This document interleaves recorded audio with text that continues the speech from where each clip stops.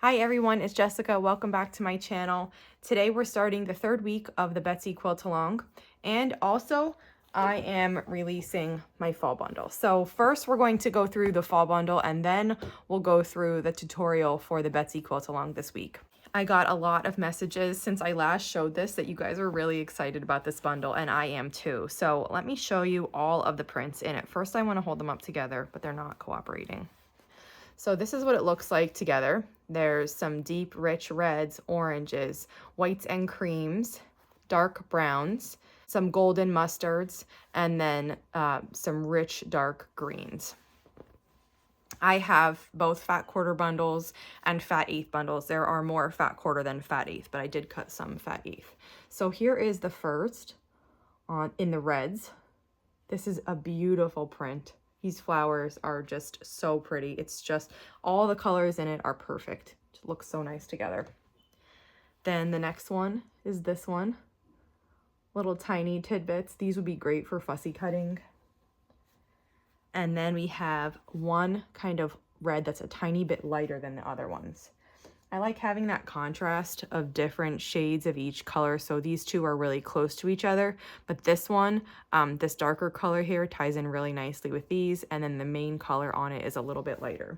So those are the reds. There's 3 of those. In the oranges, we have 7 oranges, kind of all a little bit different.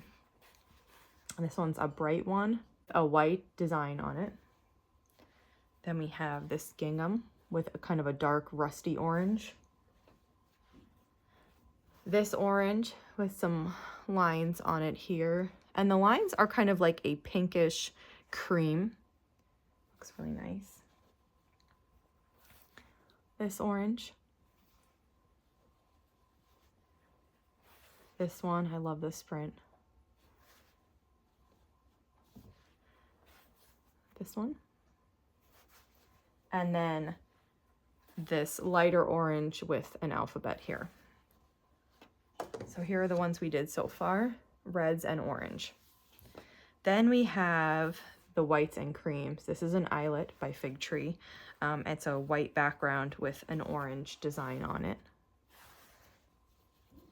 Then we have this one. This is a kind of a creamy color and like kind of tea stained a little bit. This is a Lori Holt one with all different autumn words on it. So I love that one. Here's another Fig Tree one with kind of a white creamy background and gray and orange dots on it. And this beautiful flower, and this is kind of the same color as that Lori Holt one. It's like a beigey, like tea colored one, and with a beautiful yellow mustard flower on it. This one, so cute. And this one. Then we have another one that's a tiny bit darker with pumpkins, flowers, acorn leaves. So cute on that one too. One more white. It's a fig tree and it's got orange and gray designs on the white. So those are all the cream prints. We're up to this much. There's 31 fabrics in this bundle. So next we'll look at the browns. This one's beautiful. The fall leaves, all different colors, acorns, dark brown, this dark brown. I did a wide variety, I think, of types of prints. So flowers, geometrics, medium scale, large scale, small scale. I tried to get it all in there because I really like using all those types in my quilts. Now we're on to the mustards. So this one's kind of like a grunge-ish type background with the different quilty shapes on it. I thought that was really cute.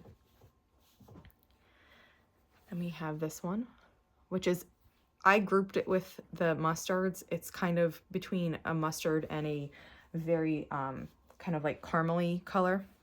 This one too. And then another mustard.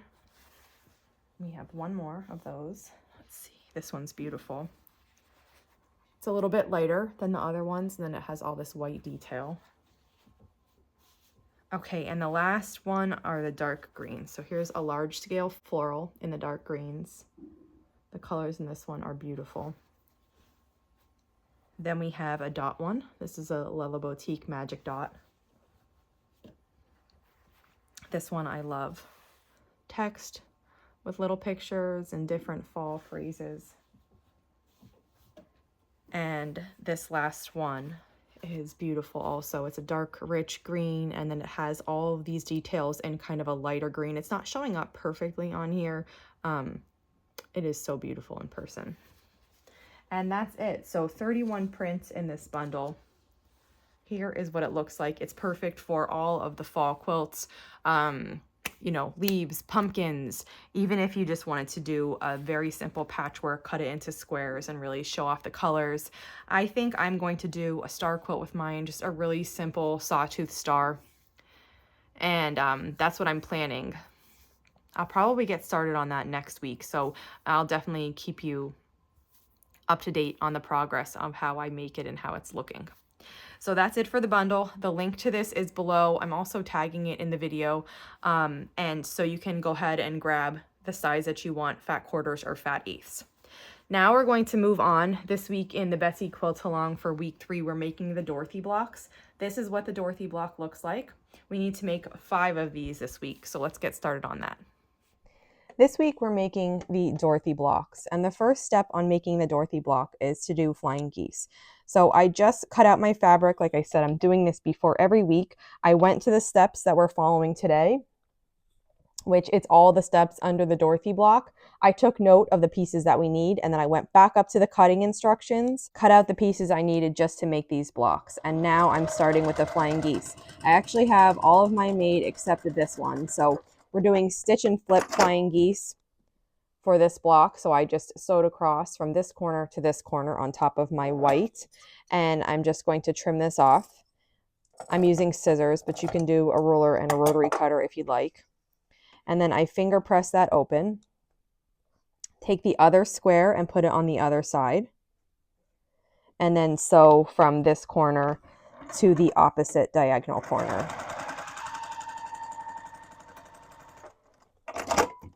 And then trim off, leaving about 1/4 of an inch. And this is our flying geese unit.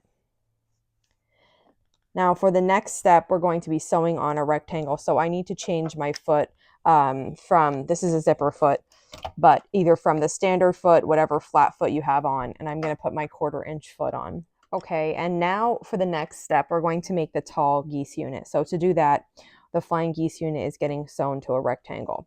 I like to put the flying geese unit on top.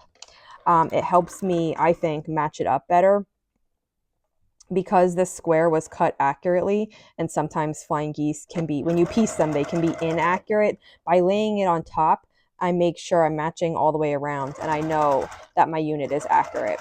When you're sewing your flying geese here, you're using the 1/4 inch seam allowance to sew along this side. And what should happen is your 1/4 inch seam should fall just below this point where this thread and this thread cross.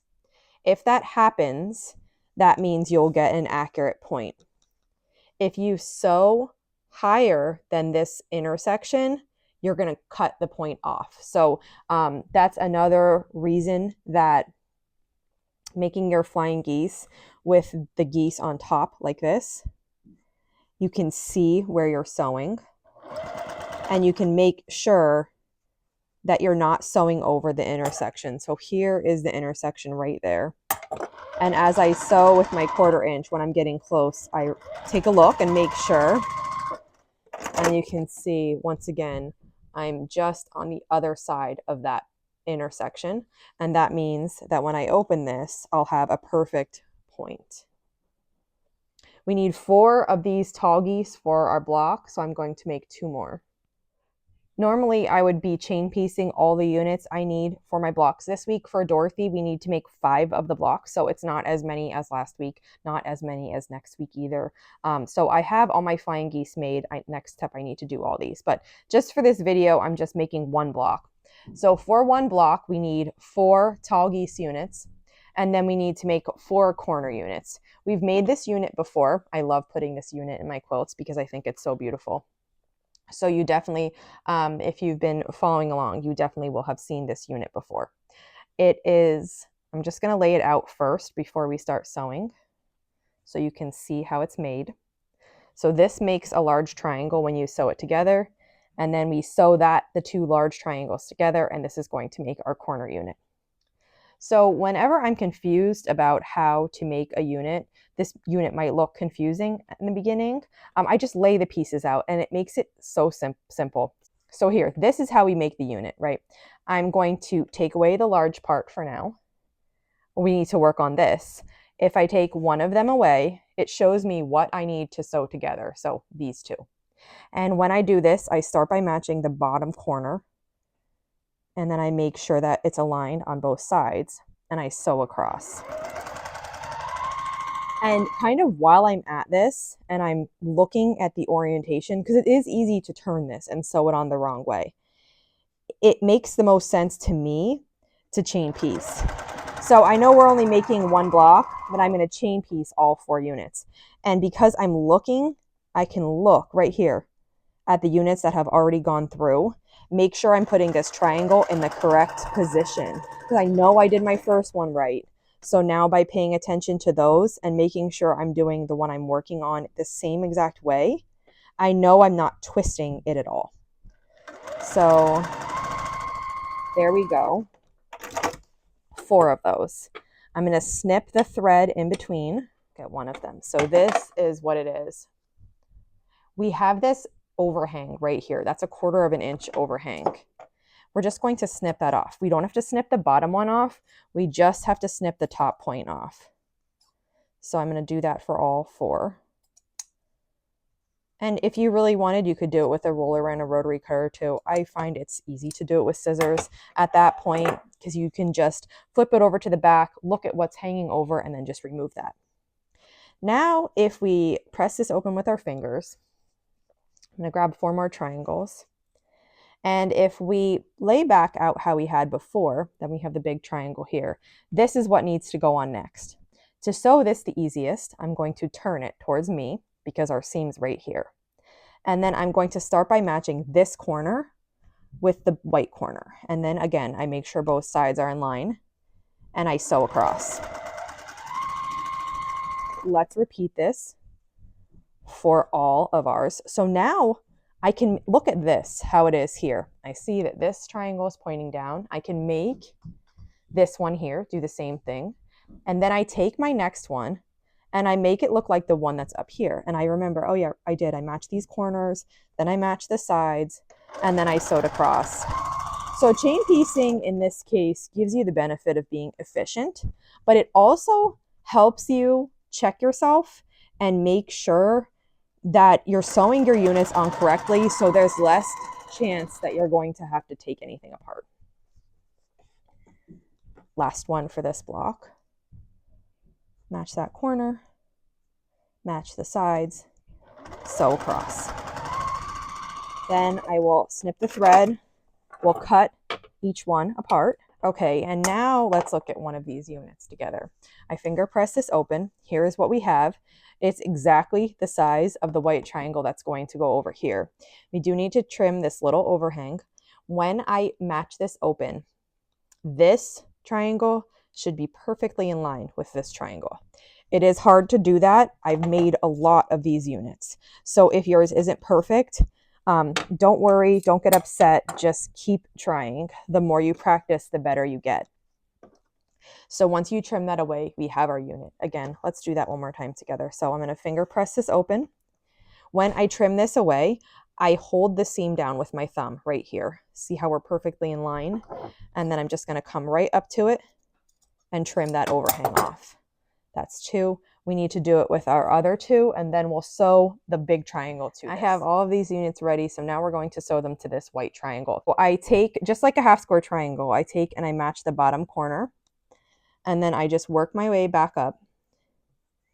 And usually at this point, I start sewing, and I get that held in there. And then I go back to my corner, make sure it's still in line, match the rest, and then sew down. It's like the flying geese unit.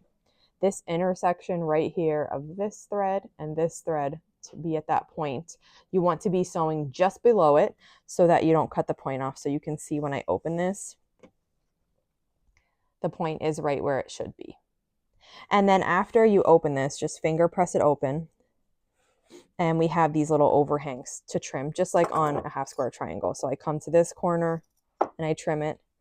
And then I come to this corner and I trim it off. And this is 1. So we need to make 4 of these for each of the Dorothy blocks.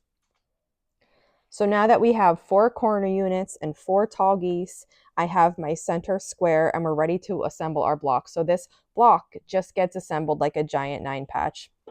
When you're assembling the corner units, the large triangle points in towards the center.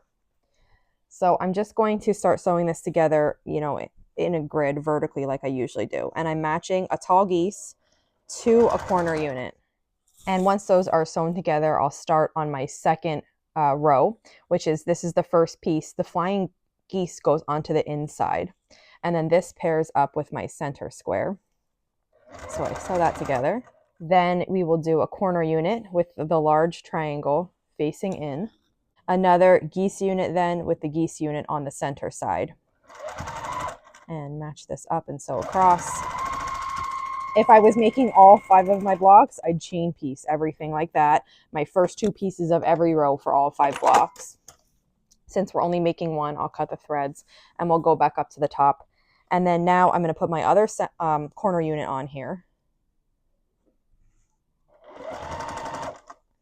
And sew down here. Then the center. My final tall flying geese.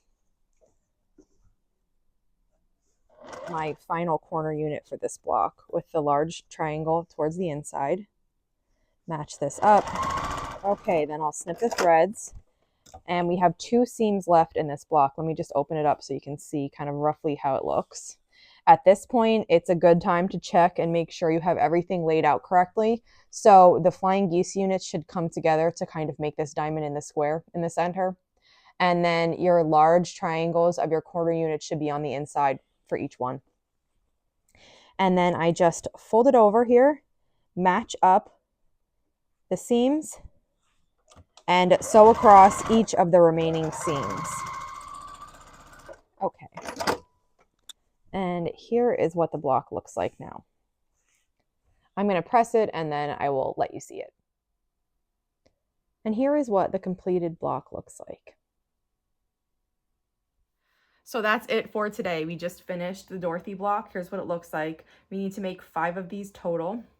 We're really making progress on this quilt along. We only have 1 more big set of blocks to make next week. Then we have a catch-up week. Then we assemble. Also, once again, as a reminder, the fall bundles are out today. There's a link below to my shop to where you can purchase those. They usually sell out pretty quickly, so if you're interested, I'd go ahead and purchase it right away. If you have any questions, just let me know, and if not, I'll see you back here soon. Thanks for following along.